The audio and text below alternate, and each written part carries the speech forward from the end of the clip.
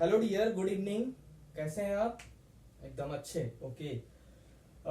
पिछली कक्षा में हमने सेकेंड चैप्टर, क्लास 10th का सेकेंड चैप्टर, टॉपिक पॉलिनोमियल के संबंध में चर्चा की थी।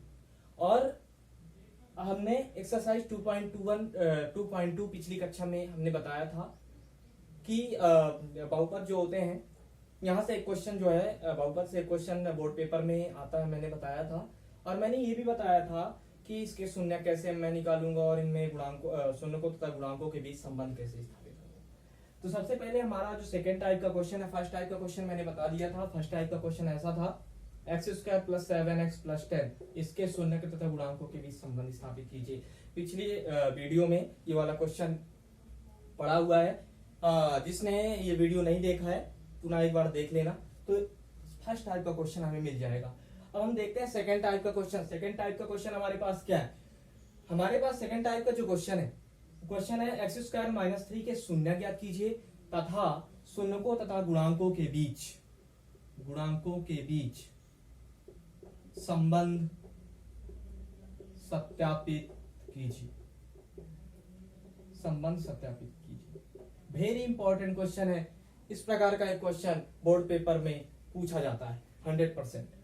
तो सबसे पहली चीज ये कि आपके दिमाग में ये चल रहा होगा कि पिछली कक्षा में सर ने क्या बताया था कि जो पॉलिनोमियल है x² + 7x + 10 के शून्य तो हम आसान तरीके से निकाल सकते हैं, आसान तरीके से निकाल सकते हैं। और ये भी बताया था जो पॉलिनोमियल होगा ax² + bx + c के फॉर्म में होगा। क्या मैंने ऐसे बताया था? मैं ये जरूर बताया था कि जो पॉलिनोमियल है ये ax² + bx + c के फॉर्म में जरूर है, लेकिन क्या मैं इसे पॉलिनोमियल बोलूंगा? क्वेश्चन ये उठता है। सबसे पहली चीज ये कि यदि मैं इस प्रकार का क्वेश्चन देता तो आपको लगता कि यार इस प्रकार का क्वेश्चन मैं कर लूंगा, लेकिन एकाएक इस प्रकार का क्वेश्चन आपके सामने है तो आपको ये फील होगा कि यार बताओ, अभी तो हम इस प्रकार का क्वेश्चन पढ़ रहे थे, अब एकाएक इस प्रकार का क्वेश्चन कैसे सॉल्व करेंगे? तो ये भी आसानी से सॉल्व हो जाएगा। मैं बता देता हूं आपको कैसे इस क्वेश्चन को सॉल्व करेंगे। पहली चीज तो ये हमें समझना है कि x² - 3 भी एक बहुपद है। जरूरी नहीं है कि ax² + bx + c के फॉर्म में हो तो वही बहुपद होगा। मैंने ये नहीं बताया। मैंने ये बताया था कि जिसकी पावर 2 हो उसे मैं क्या बोलूंगा? द्विघाती बहुपद बोलूंगा। और यहां पर हम क्या पढ़ रहे हैं? द्विघाती बहुपद की बात कर रहे हैं। जिसकी पावर 2 होगी, जिसकी घात 2 होगी, उसे मैं द्विघाती बहुपद कहूंगा। दूसरी चीज मैंने ये भी बताया था, जो पॉलिनोमियल है किसके फॉर्म में चलता है? या तो प्लस से कनेक्टेड होगा या तो माइनस से कनेक्टेड होगा, या तो प्लस से जुड़ा होगा या ऐसा x² - 3 x - 4, या तो ऐसा होगा, या तो ऐसी सीरीज जाएगी, या तो यहाँ पे प्लस भी हो जाए तो ये भी मेरा बहुपद हो जाएगा। तो चूंकि मैंने ये बताया था कि जरूरी नहीं है कि पॉलिनोमियल जो है ax² + bx + c के फॉर्म में हो।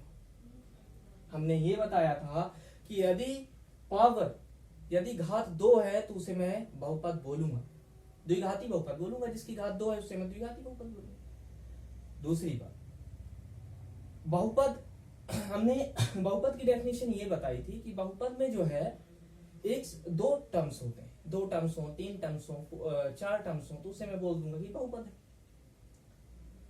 तो इसे मैं बहुपद, द्विघाती बहुपद बोलूंगा। क्यों? क्योंकि इसकी पावर 2 है।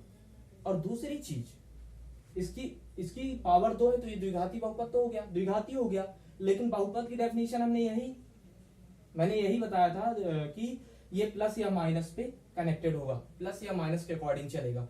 तो यहाँ पे x² - 3 है, यहाँ पे माइनस आपको दिख रहा है, इसलिए ये द्विघाती बहुपद हो गया। घात 2 था तो द्विघाती हो गया, और ये प्लस माइनस से कनेक्टेड है, सो द्विघाती बहुपद। तीसरा जो क्वेश्चन आपके दिमाग में आता है कि तीसरा क्वेश्चन क्या है, यहाँ पे आता है मैथ्स में। चूंकि क्वेश्चन बहुत सारे आते हैं, यदि हम एक क्वेश्चन सॉल्व कर रहे हैं तो उसमें हमें बहुत सारे क्वेश्चन दिमाग में आते हैं कि ये कैसा होगा, ये क्यों हो रहा है। हम आपका क्लियर कर देते हैं। अब आपके दिमाग में ये आएगा कि x² में भी तो पावर 2 है। क्वेश्चन ये है हमारे पास कि एक्स स्क्वायर में भी पावर 2 है, घात 2 है, तो ये क्या द्विघाती बहुपद हो सकता है? पहली चीज तो ये बहुपद से कट हो जाएगा। क्यों? क्योंकि मैंने बताया था कि जो लीनियर पॉलिनोमियल है, रैखिक बहुपद, कभी भी सॉरी एक पद वाला कभी भी बहुपद नहीं होता। क्योंकि इसका एक पद है इसलिए कभी भी बहुपद नहीं होगा। हाँ, द्विघाती है, 2 घात है, तो मैं इसे द्विघाती बोल सकता हूं, लेकिन मैं इसे कभी भी बहुपद नहीं बोलूंगा। क्यों? क्योंकि इसमें एक ही टर्म्स है, एक ही पार्ट है, इसलिए मैं इसे बहुपद नहीं बोलूंगा। क्योंकि डेफिनेशन में हमने आपको क्लियर कर दिया था कि जब हमारे पास बहुत सारे टर्म्स आते हैं, बहुत सारे टर्म्स आएंगे तो मैं उसे बहुपद बोलूंगा, लेकिन एक टर्म्स को मैं कभी भी बहुपद नहीं बोलूंगा। यहां तक सबका क्लियर हो गया है। सो आज हम क्वेश्चन पे आ जाते हैं। चलिए, तो अगला क्वेश्चन हमारे पास एक्स स्क्वायर माइनस 3 के शून्य ज्ञात कीजिए तथा गुणांकों के बीच संबंध स्थापित कीजिए। दूसरा क्वेश्चन हम बता देते हैं कि सबसे पहले हमारे पास जो पॉलिनोमियल है पी ऑफ एक्स बहुपद एक्स स्क्वायर माइनस 3 दिया हुआ है। सबसे पहले हम इसका शून्यक निकालेंगे। इसको हम समीकरण 1 दे देते हैं। दिया है बहुपद एक्स स्क्वायर माइनस 3 इक्वल 0 के बराबर कर देते हैं। इसको समीकरण 1 दे देते हैं। हमने ये कहा था कि चूंकि यहां पे बीच वाला जो नंबर है, बीच वाला नंबर नहीं है, कोई प्रॉब्लम नहीं, तभी ये सॉल्व हो जाएगा। सबसे पहली चीज ये कि हमें शून्यक निकालना था। अब यहाँ पे क्या है, A X square B X plus C के से संबंधित मैंने ये क्वेश्चन बताया था कि जो फर्स्ट नंबर है, फर्स्ट नंबर का इंटू हम किससे करते थे? लास्ट नंबर से करते थे। लेकिन यहाँ पे बी एक्स का कोई टर्म्स ही नहीं है, यहाँ पे बी एक्स का कोई पार्ट ही नहीं है, इसलिए हमें ये मेथड नहीं लगानी कि मैं फर्स्ट नंबर का इंटू 1 से करूं, कोई जरूरत नहीं। दूसरी चीज ये कि हमारे पास जो क्वेश्चन है एक्स स्क्वायर माइनस 3 इक्वल 0 है।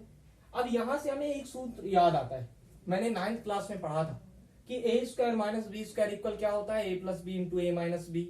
ए माइनस बी का होल क्यूब क्या होता है?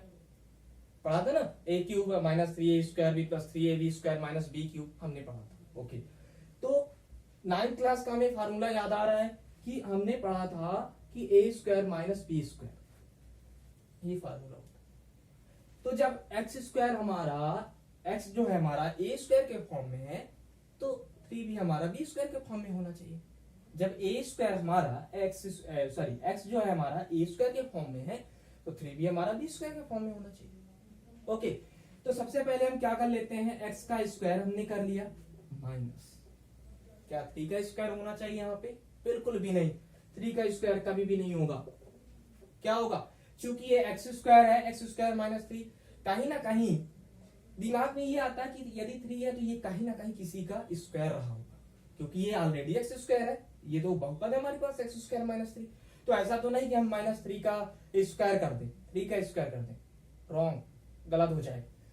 तो सबसे पहले हम क्या करते हैं कि हम जानते हैं कि यहां पर कहीं ना कहीं इनटू है, स्क्वायर है किसी ना किसी का। हमने पढ़ा है 9th क्लास में, 9th क्लास में हमने ये पढ़ा है कि यदि मैं करणी पढ़ा होगा, करणी हमने पढ़ा होगा, तो अंडर रूट 3 का इंटू अंडर रूट 3 से मैं कर दूं तो मुझे 3 मिल जाएगा, मैंने पढ़ा है। यदि मैं अंडर रूट 5 का इंटू अंडर रूट 5 से कर दूं तो मुझे 5 मिल जाएगा, ये भी मैंने पढ़ा है ना। जो सेम नंबर से हमें इंटू करते हैं और अंडर रूट लगा हुआ होता है तो अंडर रूट आपस में कैंसिल हो जाते हैं और जो नंबर होते हैं हमें मिल जाते हैं। तीसरी चीज, यदि मेरे पास अंडर रूट 3 का इंटू अंडर रूट 5 से होता तो मैं क्या करता? हमने 9th क्लास में पढ़ा है कि यदि मैं अंडर रूट 3 का इंटू अंडर रूट 5 से कर देता तो मुझे क्या मिलता? तो मुझे क्या मिल जाता? अंडर रूट 15 मिल जाता। यहां तक क्लियर हो गया? क्लियर हो गया।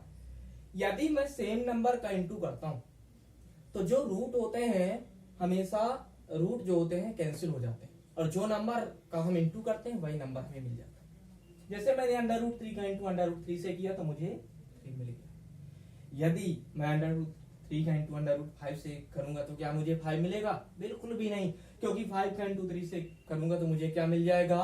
15 मिल जाएगा। मैंने ये कहा है कि जब सेम नंबर हो तो हमें मिल जाता है, सेम नंबर जब हो तो हमें वही नंबर मिल जाता है।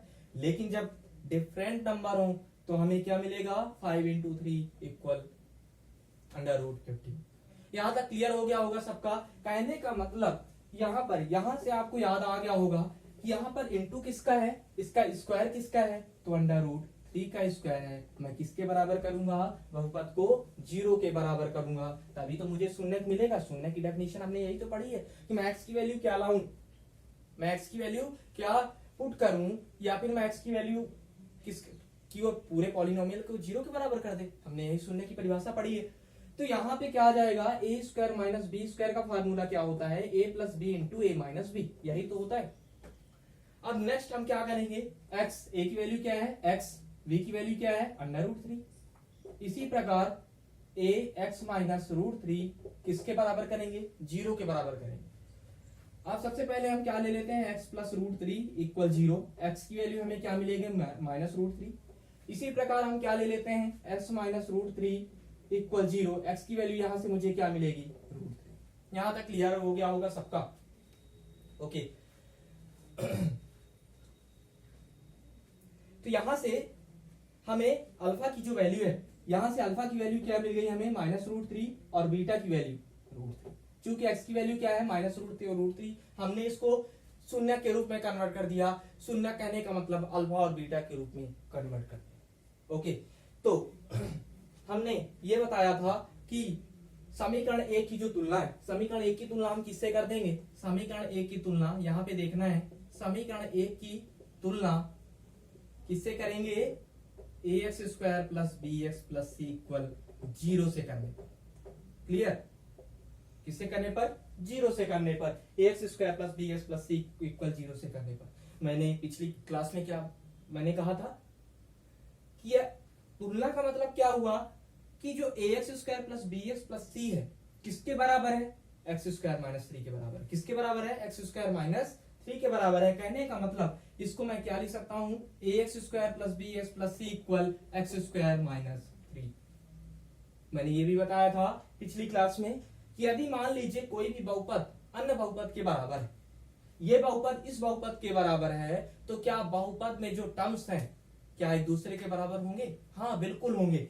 यदि बहुपद ये वाला जो बहुपद है इस बहुपद के बराबर है, तो ये वाला जो टर्म्स है इस टर्म्स के बराबर होगा। ये वाला जो पार्ट है, ये वाला जो भाग है इस भाग के बराबर होगा। सो हमें क्या मिलेगा, A X square equal X square, X square से एक्स स्क्वायर कैंसिल हो जाएगा। मैंने बताया कि बराबर के में यदि सेम नंबर है, सेम वेरिएबल है, तो आपस में कैंसिल हो जाएंगे, एक्स स्क्वायर से एक्स स्क्वायर कैंसिल होगा। यदि नहीं बनता है तो इसको भी हम बता देते हैं, ए का इंटू किससे, एक्स स्क्वायर से। मैंने बताया था कि जब कोई चीज कोई भी नंबर मल्टीप्लाई में होता है तो जब इक्वल के हम उस साइड ले जाते हैं तो डिवाइड में हो जाता है। तो ए का इंटू एक्स स्क्वायर से है, एक्स स्क्वायर के बराबर हुआ, तो ए बराबर मुझे क्या मिलेगा, x square upon x square. मैंने बताया है कि जब हम इक्वल के उस साइड ले जाएंगे तो वो जो नंबर है वो डिवाइड में चला जाएगा, एक्स स्क्वायर से एक्स स्क्वायर कैंसिल 1। कहने का मतलब ये कि मुझे ए इक्वल यहां से क्या मिल जाएगा, ए इक्वल मुझे 1 मिल जाएगा। दूसरी चीज ये, अब यहाँ पे bx है, bx है, तो यहाँ भी bx का टर्म्स होना चाहिए, लेकिन हमने पहले ही बता दिया कि bx का टर्म्स तो है नहीं। जब bx का टर्म्स नहीं है यानी b इक्वल क्या हो गया, 0 के बराबर हो गया। b इक्वल किसके बराबर हो गया, 0 के बराबर हो गया। इसी प्रकार हम c की तुलना करें तो c किसके बराबर हो जाएगा, -3 के बराबर हो जाएगा। यहां तक सबका क्लियर हो गया, यहां तक कि a की वैल्यू हम कैसे निकालते हैं, b की वैल्यू कैसे निकालते हैं, c की वैल्यू कैसे निकालते हैं। कहने का मतलब माइंड में ये सेट करना है कि यदि हम A X square B X plus C equal ये बोलते हैं कि ये तुलना हम समीकरण एक की तुलना A X square B X plus C से करते हैं, तो कहने का मतलब ये कि कहीं ना कहीं A X square B X plus C किसके बराबर हो जाएगा, एक्स स्क्वायर माइनस 3 के बराबर। कहने का मतलब जब एक बहुपद दूसरे बहुपद के बराबर है तो बहुपद के अंदर जो टर्म्स हैं, जो पार्ट हैं, वो भी एक दूसरे के बराबर है। चलिए, तो यहां तक क्लियर हो गया। अब आगे चलते हैं हम सत्यापित पर कि हम संबंध को कैसे सत्यापित करते हैं। तो हमने पढ़ा है, हटा देता हूं इसको, हमने ये पढ़ा है कि शून्यकों का योग हमने क्या पढ़ा है, अल्फा प्लस बीटा। डायरेक्ट लिखता हूं, हमने पिछली कक्षा में बता दिया था कि शून्यकों का योगफल क्या होता है, अल्फा प्लस बीटा इक्वल, या तो मैं अल्फा प्लस बीटा लिखूं या शून्यकों का योग लिखूं, बात बराबर है। माइनस बी अपान ए। अल्फा की वैल्यू क्या है यहाँ पे -√3, बीटा की वैल्यू क्या है +√3, बी की वैल्यू क्या है यहाँ पे, बी की जो वैल्यू है -0 कोई मतलब नहीं है, 0 ही आएगा, 0 बराबर 0। ये वाला संबंध सत्यापित हो चुका है।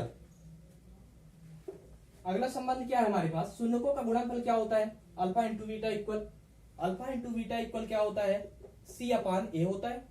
अल्फा की वैल्यू क्या है यहाँ पे -√3, बीटा की वैल्यू क्या है √3, किसके बराबर करेंगे, सी की वैल्यू क्या है यहाँ पे -3 है ना, तो -3 और अपान 1, ए की वैल्यू क्या है 1, √3 का इंटू √3 से करेंगे -3 और माइनस का इंटू प्लस से करेंगे, यहाँ पे माइनस आपको दिख रहा है, यहाँ पे प्लस, तो प्लस माइनस माइनस, -3 इक्वल क्या मिल जाएगा मुझे -3।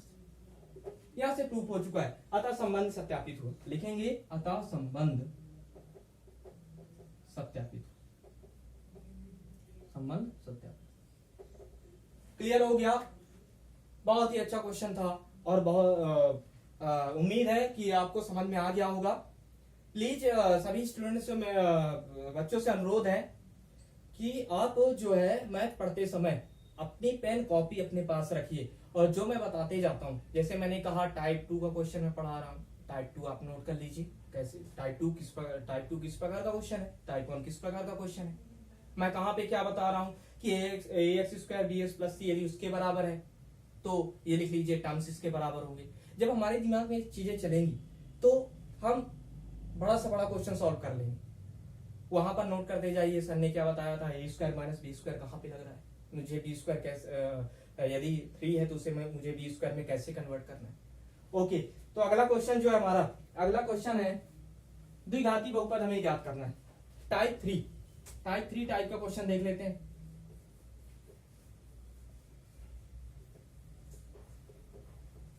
हमारे पास टाइप 3 क्वेश्चन देख लेंगे।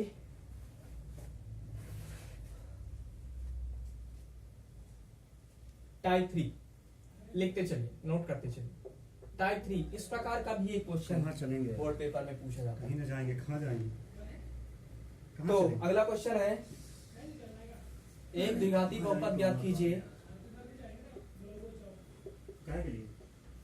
द्विघाती बहुपद ज्ञात कीजिए, रूम में कर रहे हैं ना, बुला रहे हैं के सब लोग, बहुपद ज्ञात कीजिए के सब ला रहे हैं। यदि शून्यकों का योगफल 1/4 एवं गुणनफल 1, यदि शून्यकों का योगफल 1/4 एवं गुणनफल 1। अब इस टाइप का क्वेश्चन भी बोर्ड पेपर में पूछा जाता है। अब हमारे पास क्वेश्चन दिया क्या है, यदि हमारे पास शून्यकों का योगफल दिया हो, गुणनफल दिया हो, तो हम बहुपद कैसे निकालेंगे, किस कंडीशन पर, इस कंडीशन पर जब शून्यकों का योगफल या गुणनफल दिया हुआ हो। यदि शून्यकों का गुणनफल दिया है और योगफल दिया हुआ है तो उस कंडीशन में जो बहुपद बनेगा, देख लीजिए किस उस कंडीशन में बहुपद क्या बनेगा, x² माइनस शून्यकों का योग अल्फा प्लस बीटा को मैं शून्यकों का योग बोलूंगा, alpha plus beta x plus शून्यकों का गुणनफल हम क्या कहेंगे, शून्यकों के गुणनफल को हम अल्फा इंटू बीटा कहते हैं, तो अल्फा इंटू बीटा, ये हमारा बहुपद द्विघाती बहुपद हो जाता है। तो आपको ये याद रखना है कि जब हम द्विघाती बहुपद सॉल्व करेंगे, तो हमें क्या क्या जरूरत पड़ेगी, किसकी जरूरत पड़ेगी, शून्यकों के योगफल की और शून्यकों के गुणनफल की। यदि शून्यकों का योगफल और गुणनफल दिया हुआ हो तो उस समय हमारा जो द्विघाती बहुपद होगा x² minus alpha plus beta x plus alpha into beta, very important. चल क्वेश्चन हमारे पास शून्यकों का योगफल दिया है, शून्यकों का योगफल अल्फा प्लस बीटा इक्वल 1/4, शून्यकों का गुणनफल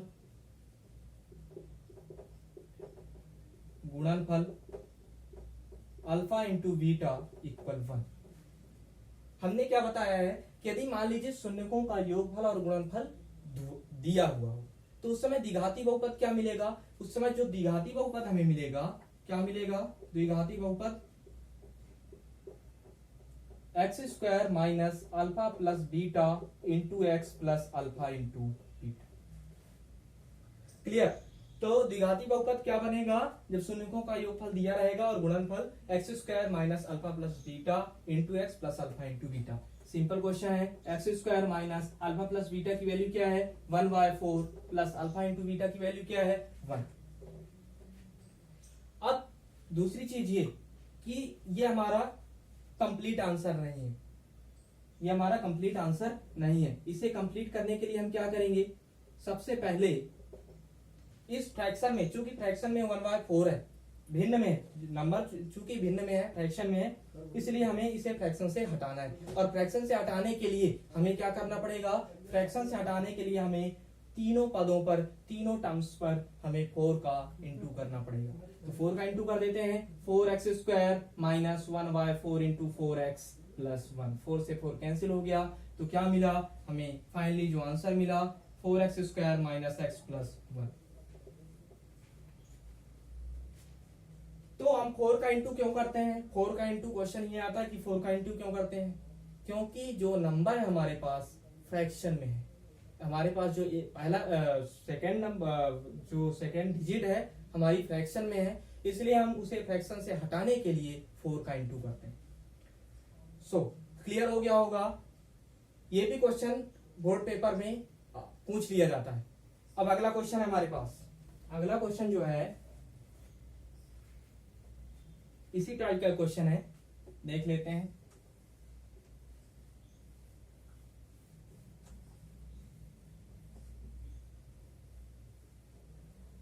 यहाँ पे शून्यकों के योगफल में हम 4 कर देते हैं और शून्यकों के गुणनफल में हम 3 कर देते हैं। सिंपल क्वेश्चन है,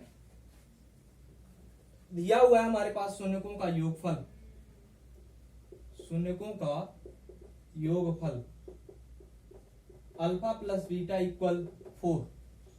गुणनफल क्या दिया हुआ है, गुणनफल दिया है अल्फा इंटू बीटा इक्वल 3। क्या होगा, यदि शून्यकों का योगफल और गुणनफल दिया हुआ हो तो उस कंडीशन में द्विघाती बहुपद क्या हो जाएगा, x square minus alpha plus beta into x plus alpha into beta. X square minus alpha plus beta, alpha plus beta की वैल्यू क्या है, यहां से 4 into x plus alpha into beta की वैल्यू क्या है 3 है। क्या मिलेगा, x square minus 4x plus 3। इस प्रकार एक द्विघाती बहुपद का निर्माण।